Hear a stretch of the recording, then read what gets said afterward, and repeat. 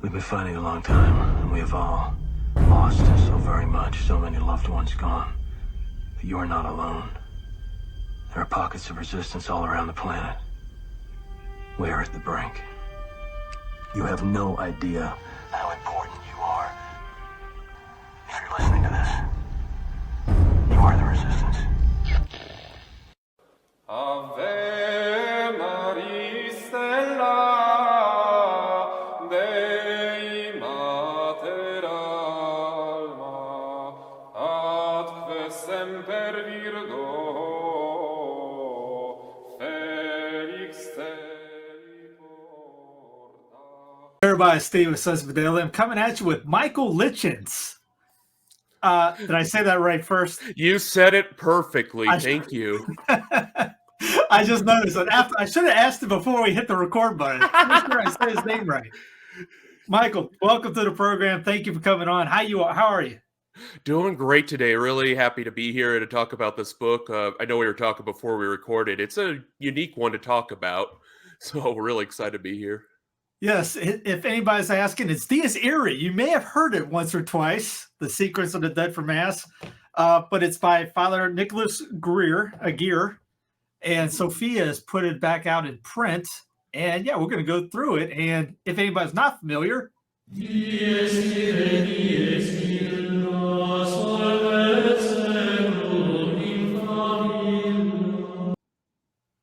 my brother wanted to come out with that.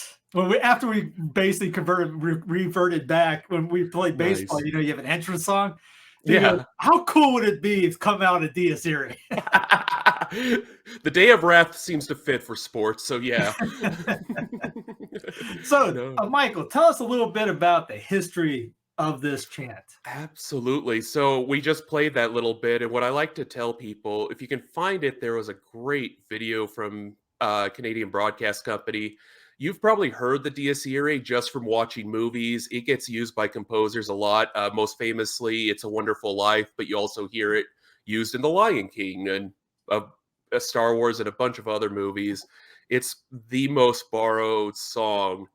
And depending on who you ask, its origin, it makes sense why it's the most borrowed song. One of the stories is that Gregory the Great heard the song whispered to him by the Holy Spirit in the shape of a dove.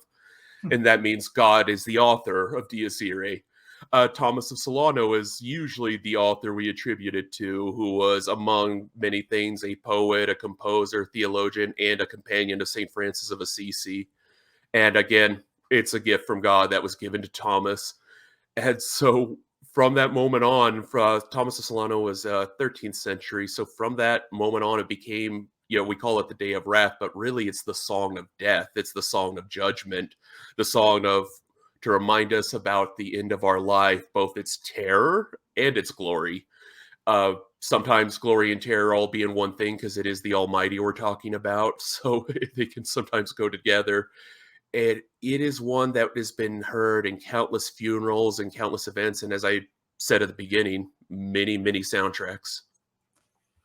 Yes, you sit there and read. If you read Dom Garanger, which I think the author was a contemporary of, yes, he mentions in the last couple of days, nobody thinks of judgment. Nobody lives that way. No one thinks of that. Even was it yesterday? Today we're recording on Thursday, so yeah, Wednesday of Passion Week.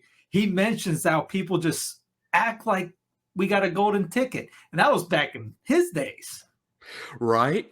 Oh, and I'd say it's got to be even worse now because you have certain doctrines that have just become, they're not dogmas, but a lot of us think they're dogmas. One of those doctrines that have come in as new thought is this idea of once saved, always saved.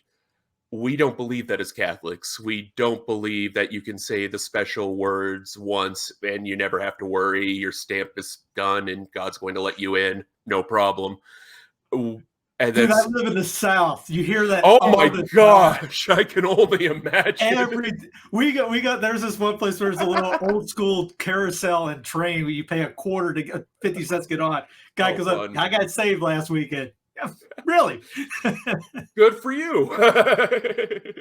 No, I whenever people say that, I'm never sure what to say because as Catholics, especially in our modern times, it's almost like we have to put up a billboard to remind people that God isn't a spiritual bellhop. He's not here because he needs us. He's here because he wants us. He wants to be in our lives, but he has no need for us. And that's sometimes a terrifying thing to consider and reflect on, especially when you go through the Dies Irae. I think it mixes those so wonderfully together. You hear that first stanza, day of wrath, day of mourning, so you fulfill the prophet's warning. But then all of a sudden you hear almost immediately going into stanza 3, you're hearing the wondrous trumpet and you're hearing about the ringing. And then Mary shows up and it's also glory. And but yeah, it's definitely not the altar call you're going to hear at your average mega church. Yeah, at the end of it, it does get into a little resting period. There's even a stanza with talking about Mary's absolving and the his conversion on the cross. Just for those that weren't getting into Passion Week coming up.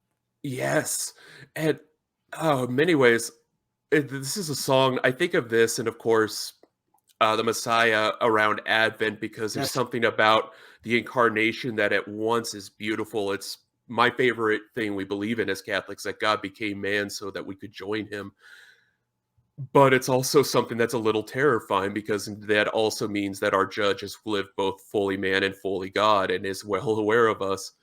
And I think it's something that, you get reminded. I had a great priest who reminded us that Advent should terrify us. We should also be, this should humble us and make us reminded that we're not the all-powerful beings that we sometimes think we are. We're not the masters of our own destiny. No matter how much we want to tell ourselves through self-help or whatever, we do have a God at the end of the day who will account for us. I don't know what you're talking about. You told me there's judgment. There's somebody that we have to reckon to. Yes, in fact.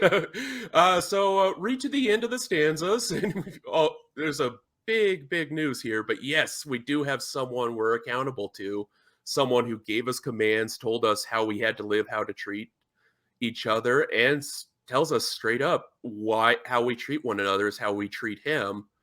And I think sometimes we all heard that. We've all heard that Bible study as a child, but sometimes when we really sit and think about that, when Jesus says, by the measure you judge others, you'll be judged, that's terrifying, especially for a guy like me who is extremely petty and judgmental. It crosses my mind on a lot, like, I hope I'm not judged by those standards that I judge everyone else by. Oh, dude, that's every day. If you say if someone says we don't judge, or I don't judge somebody, you're lying to yourselves. How many times you read something like, well, just like this, or there's other books on this, even Garanger, and yes. Then you do it. You read it. It's like St. Paul says. You do the things you don't want to do. You don't do the things you're supposed to do. You could literally read something like this and then go, that makes a whole lot of sense, and then do it 3 seconds later. It's incredible. I remember in Augustine's Confessions, he had talked about, I'm trying to remember the Greek term he used, but he was trying to find that type of dual mind. And that's where Augustine also has that famous line of, I was saying, make me chaste, O Lord, but not yet. That dual mind where it's like, yes, I know this is the right thing to do. I know this is what I have to do. Then why can't I? Why am I still a slave to my passions? And for Augustine, that caused him a lot of heartache and breaking his mind trying to understand that. But I think the first step to understanding is knowing that's how we are, that we can say, okay, this is objectively good for me and good for the people around me. I'm not going to do it, though. Back to a couple minutes ago, we talked about Dies Irae in movies. Mm-hmm.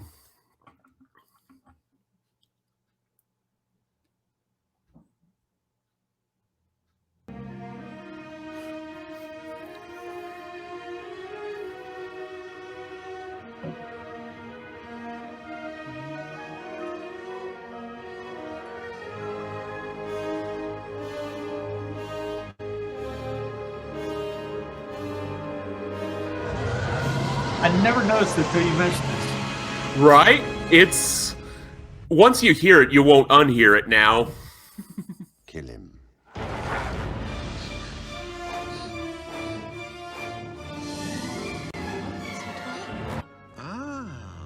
you haven't told them your little secret. Well, Simba, now's your chance to tell them. I guess I just Tell never them paid attention, who even though it's is been about 20 years responsible since I've for seen The Lion Mufasa's King. death. Right? And you were watching it, if you're like me, you were like 10 years old. You didn't know what Dies Irae was. Oh, yeah. Clarence! And when you said A Wonderful Life, I'm thinking back in my Help me, mind, Clarence! what's he talking about? Get me back! It's at the height of the scene Get where me back! he's I come don't care what to happens to me. confront his humanity. Get me back to my wife and kids. Help me, Clarence, please. Please. I want to live again. I want to live again. Oh. I want to live again. Please, God, let me live again.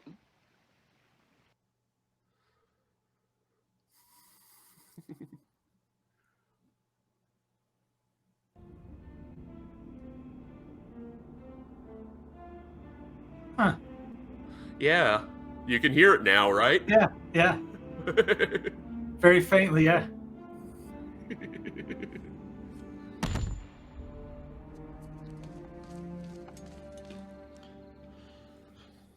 I have to ask my Lord of the Rings guys if they noticed that. Oh, I'm sure they did.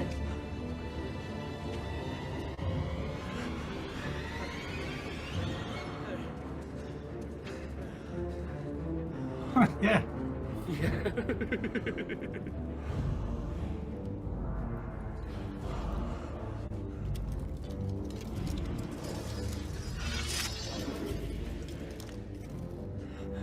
What a great time for that, too. Oh, agreed. Jurassic Park has it? I did not know that one. The path would be on the other side before you could even get to the top. What would you give me? Oh, it's very faint. Respect? Yeah. Come on, guys. It's not a race. I see the box. It says high voltage. Huh. Yeah. Okay.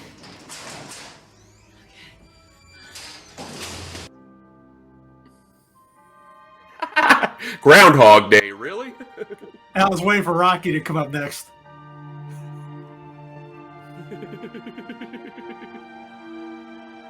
Oh, perfect use of the music, though. Very.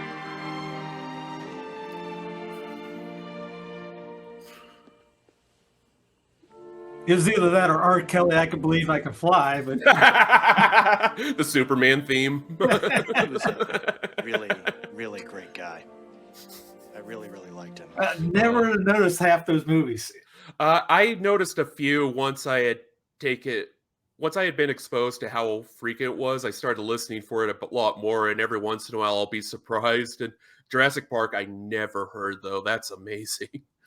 And it mentioned in the book, I think it was in the intro, how Protestants use it quite often or are very familiar with it.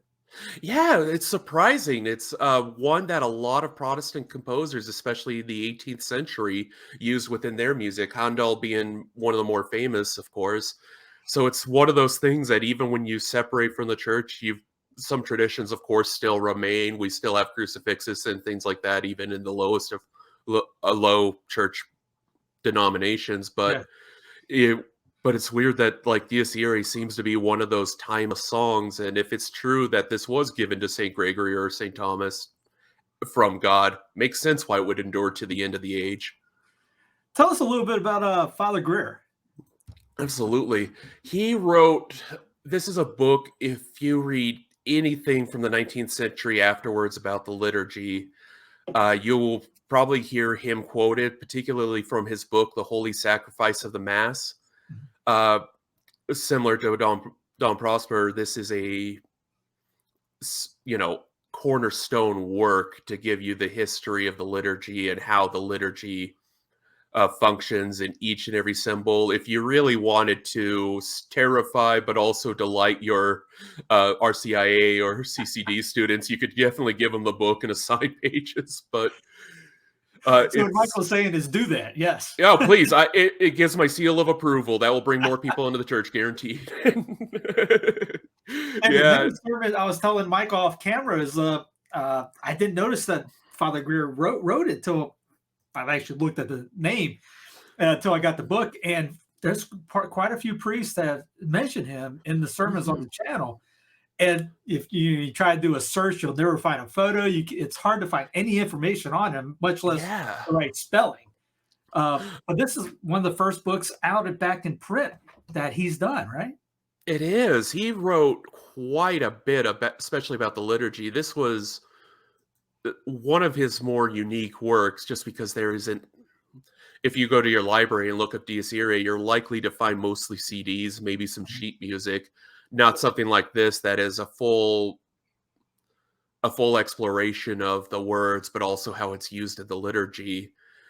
And it's a delightful book for me because it's a song I got really intrigued by Dies Irae maybe 2 or 3 years ago. I feel like stuff happened in the news that made me thinking about the Day of Wrath a little more. I don't know.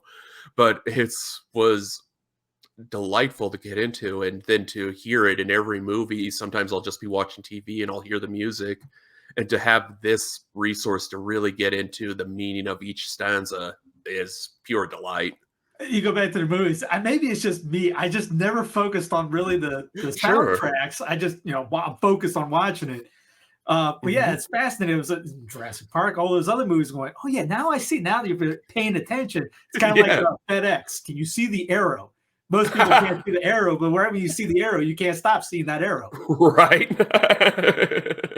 No, once you notice it, you can't help but to notice it from here on out. So that's our gift to everyone who's listening right now. So, I mean, when I first got approached by doing this on the book, I went, I love the chant, but I didn't know what it was until I opened the book going, wow, Father takes stanza by stanza and explains literally the meaning behind each one. It is a fascinating deep dive into the chant. Yeah, it really is. It's like literary criticism and theology kind of rolled into one easy to digest book in a lot of ways. Yeah, so if you gone to All Souls Day Mass, a funeral mass, requiem, you're going to hear this, and maybe you just sat there and you're like, oh, that's pretty good. And maybe you did try to sing along with it. It'd be good to try to learn, albeit it's going to be hard because it's long, but give it a shot. But this really gives another next level meaning to it next time you hear it, right? Yes. Oh, and it will.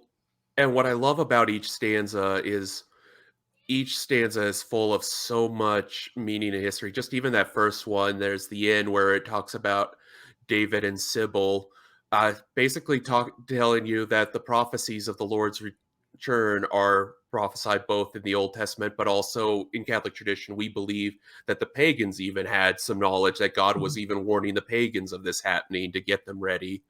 And that's where a lot of the prophecies of the Sybil come into play, especially in medieval works. And just that little bit there. Then, of course, that's just the first stanza. Each one, as we could see, Father Greer had time to write about each stanza. So they each have so much layers you can get into. What would be one thing that he wrote that blew you away in a sense like, wow, I never thought that. I never thought of this in that way. Oh, my. I know I put you on the spot on that. Yeah. And it's a good question. It's a great question because there's a lot. One that he just wrote this book was, for me, that alone was so delightful. But I think what stood out to me was in the introduction, he quotes Augustine and is talking about God's wrath, but also how God's wrath is tempered by his tranquil love and affection for us, but at the same time there is still that wrath, and to think about those things existing in one being and one God was for me a pretty mind-blowing thing to think about. It's again what I always talk about in these interviews. It's sometimes the most striking thing in the world to hear, because we're such a narcissistic age, that God loves us for no reason than that he created us, but that he doesn't need us. It's not from any, he's not lonely, he's fine. And that's something to be reminded of it in this way, that there is wrath, but also joy in God's particular judgment of us was kind of mind-blowing to have like on page 8 or whatever of a book you just opened. Yeah. Was it Garner J just the other day talking about that, about creation? Yeah. what was going on prior to it, and just the thinking of that. Well, I'm reading it in. Oh, it might have been on Palm Sunday that it was brought that up, because I'm trying to get ahead of the program. Of course. And just thinking about what was going on before creation. Mm-hmm. You can't wrap your mind around things like that. No, what was going on before there was anything? It's a bizarre thing to think Was he about. hanging around? It was just, what was he doing? Where was all this? What was going on? When was it going on? How long was it going on for me? Was there a where and a what even? Yes. Yeah. Oh, and it's fascinating, especially because one of the great doctrines of the Catholic Church is, God didn't create us because he needs us for some plan or anything like that. He did it purely out of love. And that's something fundamental to what Thomas Aquinas said, that God only has no need, and therefore we can't think of him as having a need for us. But that also means that it's pure love. And that's a bizarre thing for us as humans to believe, because even the person we love the most, it's still hard not to think of them as someone who is an ends to a means to an end or something like that. It's something we have to work towards every day. And as the chant goes, what will I do when God calls me on that day of judgment? Mm-hmm. And it's striking, right?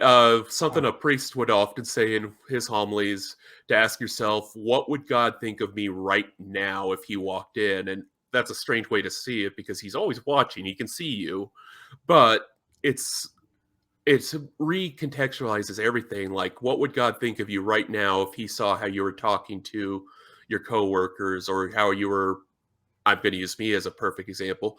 If he saw you muttering some curse words under your breath about the idiot drivers you have to meet every day in Denver, like, what would he think of you and what would you say in your defense? Yeah. Who's also his creation.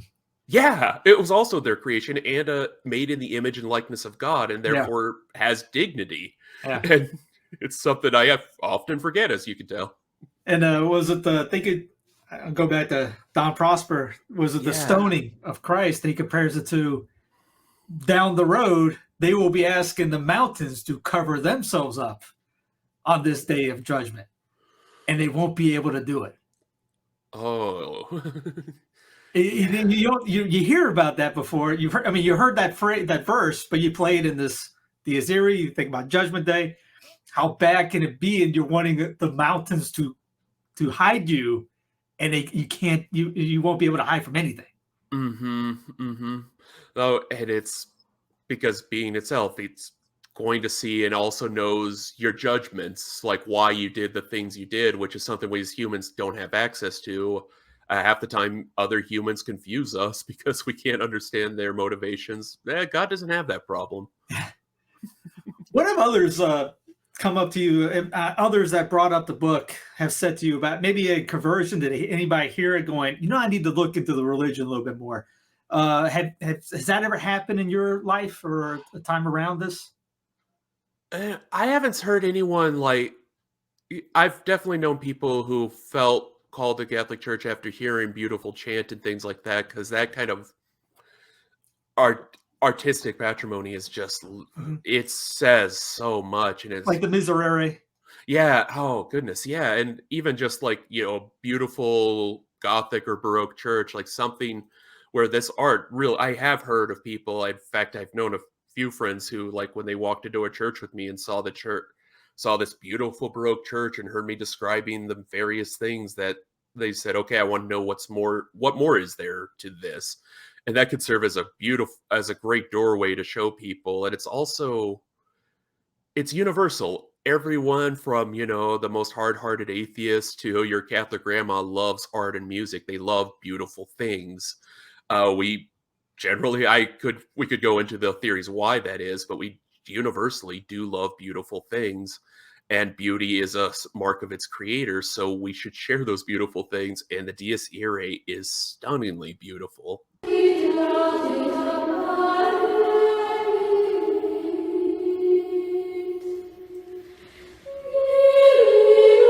No crime can pass unpunished.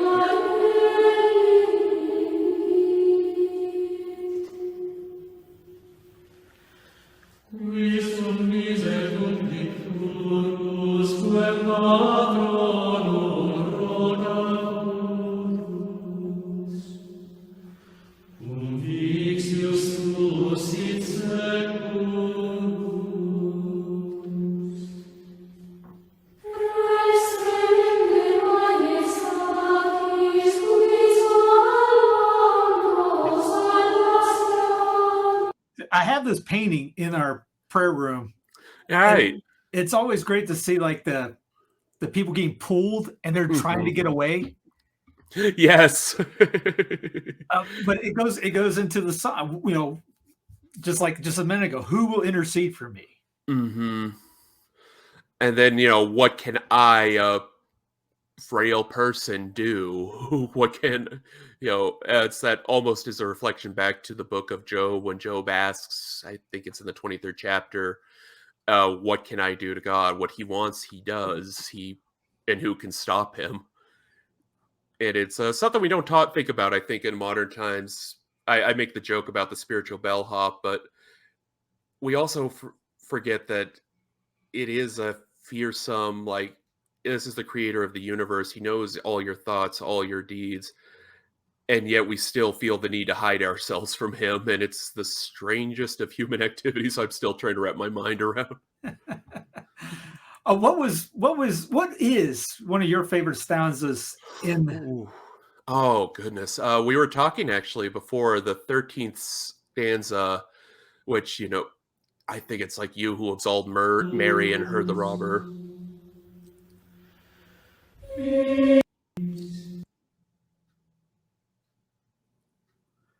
Trying to figure out which one. Where is that at? Oh, I know.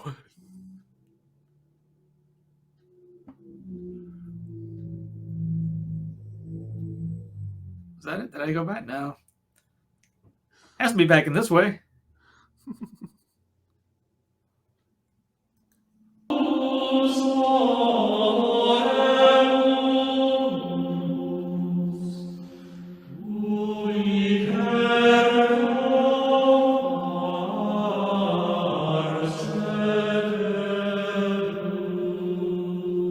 I can't find it right this second.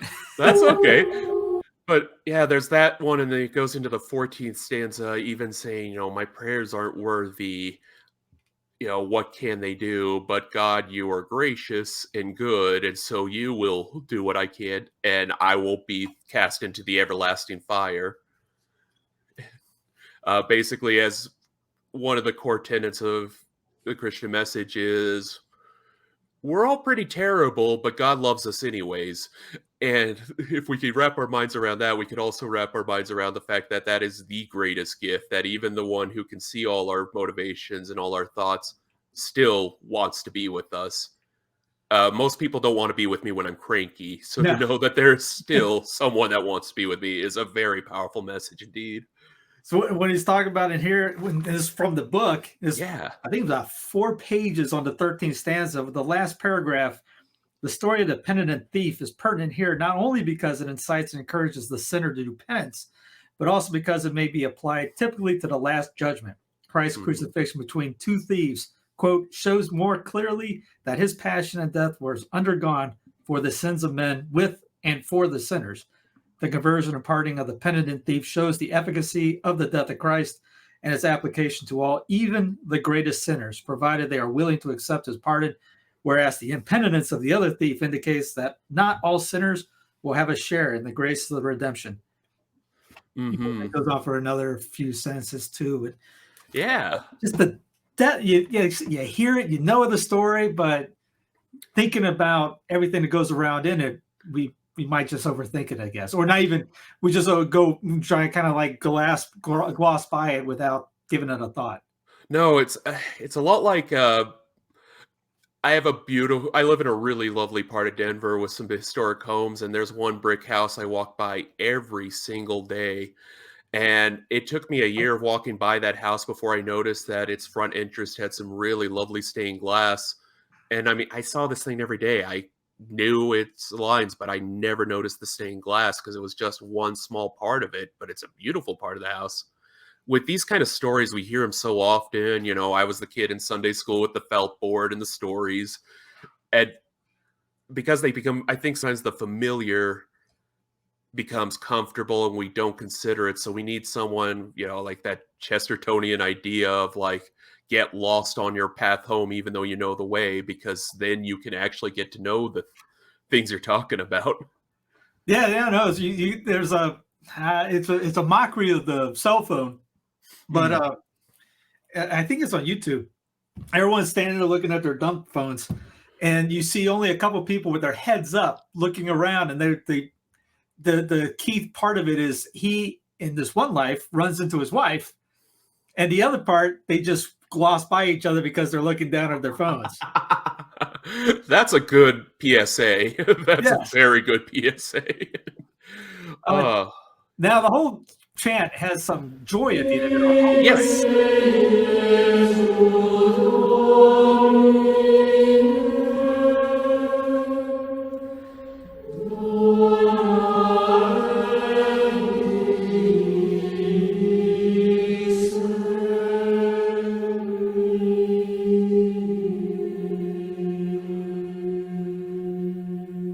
So it's not all terrifying. No. And in fact, it's actually very hopeful in a lot of ways. It's reminding us to continue to pray for the dead, to ask God to give them mercy. But there's also the fact that one of the greatest things about this song, why I think it has lasted so long in the cultural memory, is because it is talking about all these terrifying things, but also is ending with that hopeful note, the hope that we can join the elect, that we can be part of God's plan, and also as hope at what we need at funerals, and why this is so often sung and chanted at funerals. We need to know that the people who died, that the ones we've lost, might be reunited with us, or at the very least that we can know that their suffering is going to end and that they will be in the arms of the Lord. And that's what ultimately all of us want, not just for ourselves, but for everyone around us. So, whoops, I hit the wrong button on that. That's okay. No, there. I'll try to bring up the book. So if you want the book, Sophia Institute Press has got it. Dies Irae, I'll have the link underneath in the show notes. Obviously, it's underneath the video for everyone that doesn't know what the show notes are, description section. Just click it. You'll go right to it. Michael, any... promote yourself. Do you have any works that you work on? Well, I'm editor at Catholic Exchange for the moment. We've been working at that for several years. We got a couple great things going on right now. We'll be relaunching our podcast hopefully soon, and we would love everyone to stop by. We should have a couple more articles about Dies Irae up there, but CatholicExchange.com is where you can find me and our work. Very good. I'll have that underneath the show notes as Thank well. you. And, Michael, appreciate you coming on. It was a pleasure. Great. It was really good. Thank you, Steve. God bless you.